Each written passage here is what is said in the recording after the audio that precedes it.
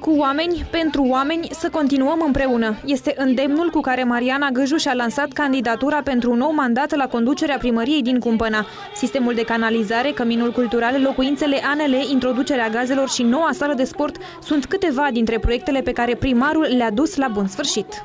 Munca, obiectivele realizate în Comuna Cumpăna, împreună cu echipa de consilieri locali, dar spun eu, aparatul propriu al primarului, investițiile realizate în comună, sunt cele care mă îndreptățesc să vin în fața dumneavoastră odată la 4 ani și să vă prezint platforma, program, așa cum este ea cunoscută, ce am promis, ce am realizat, ce n-am realizat mai ales și de ce nu am realizat, care au fost piedicile, care au fost obstacolele, că lipsă de voință nu e vorba despre așa ceva. În toate proiectele sale, Mariana Gâju este susținută de prim vicepreședintele PSD Nicușor Daniel Constantinescu, cel care candidează pentru șefia Consiliului Județean Constanța. I-am întrebat pe cei câțiva primari pedeliști pe care i-a avut județul Constanța: băi, de ce nu mergeți la București să aduceți bani pentru localitățile unde le conduceți? Că ați promis în campanie în 2008 că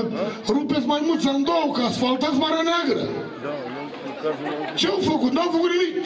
N-au fost în stare să aducă nimic. Le-am spus: uite, eu vă semnez în alb ce vreți. Cerere numele județului Constanța, că sunt de acord.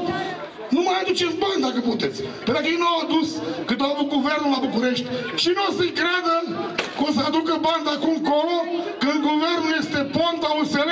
Pentru un nou mandat la funcția de primar, Mariana Gâju se bazează și pe sprijinul deputatului PSD de Constanța, Eduard Martin, dar și pe cel al senatorilor Nicolae Moga și Alexandru Mazăre. Dacă v-a vorbit până acum de greutățile pe care le-a întâmpinat la ministere, doamna primar, peste 4 ani de zile nu vom mai putea să facem rostire despre astfel de lucruri.